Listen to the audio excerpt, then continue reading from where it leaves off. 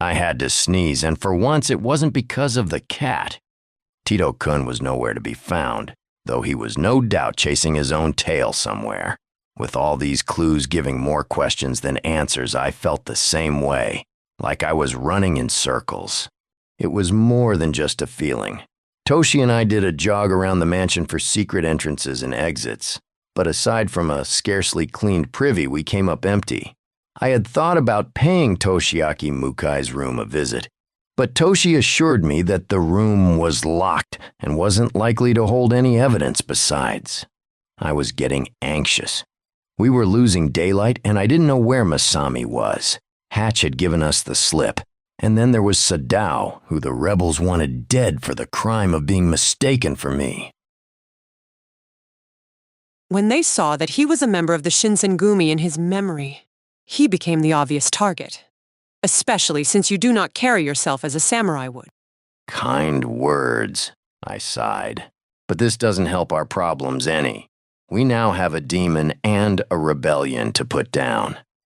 I took a seat on the bench beneath the towering figure of Lady Justice. She was far less imposing when her shadow kept you cool from the sun.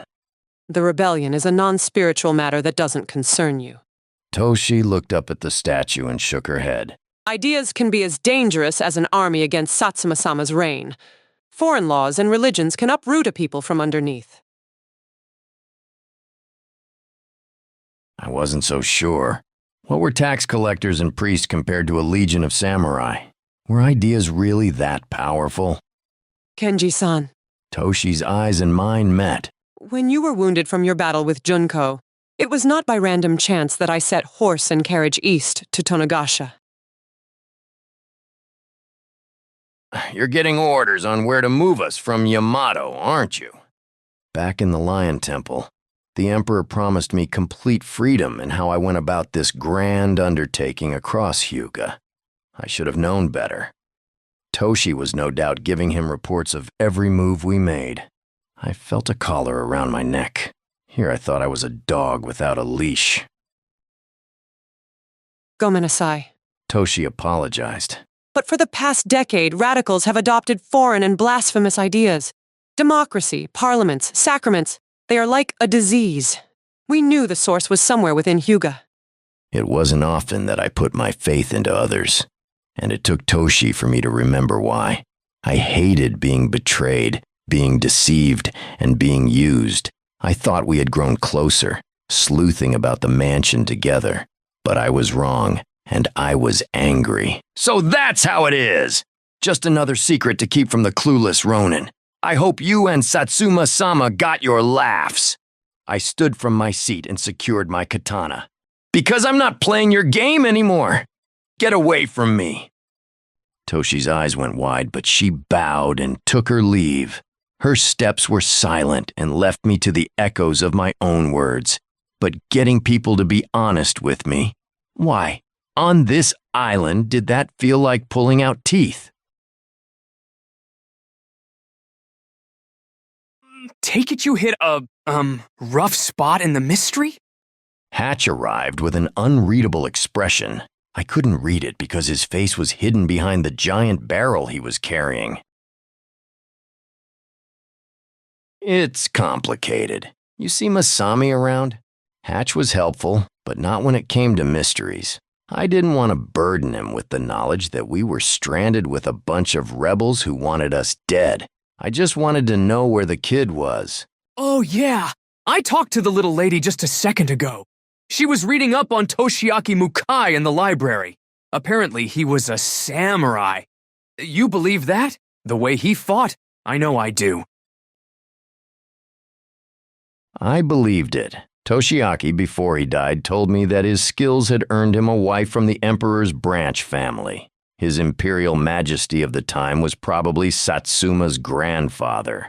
And I knew emperors didn't give away nieces to just any old samurai. Good news for once. What about Sadao? He'll be at the docks, putting the finishing touches on the raft to get us all out of here. Hatch gave that boyish grin that this time I wanted to punch. Did you lose your memory? Have you forgotten how Sadao tore his wife apart? I shouted. He's desperate, and he'll betray us at any chance. I didn't forget, Kenji. I forgave. He told me he wanted to repent for what he did. Maybe I'm an idiot, but I believed him. Hatch looked me in the eyes for what felt like the first time. He reminded me of someone I thought I knew. That single sentence hit me like a kick to the ribs. It was a familiar feeling, but an old one. The last person I had disappointed like this was Sensei. This isn't about Sadao, is it? It's about her. It was about Momoko, the woman who confessed her love to me and not him. I didn't want her to leave, but I couldn't return her feelings either. I wondered what Hatch would have given to be in my sandals that night. I wondered if he could think of anything else when he saw me. Damn it! Hatch replied with nothing more than a curse. I was sure that I deserved several hundred more, but I left before he could speak them, to find Sadao before he left the island. Without him, this trial was going to be cut shorter than Hatch's new neckline. I sprinted out towards the dock, spurred on by the setting sun. It was all too easy for my mind's eye to picture Sadao rowing halfway into the horizon, whereas Hatch tended to see the best in people. I saw the worst. Turned out we were both blind. I found Sadao waiting for me at the edge of the pier with his katana in hand. That unflinching stance, that peaceful aura. He was ready to fight, and he was prepared to die. The sun was behind him, still a bright white and yellow at the center. From it and across the water came a rippling beam that outlined his figure with an angelic shine. No.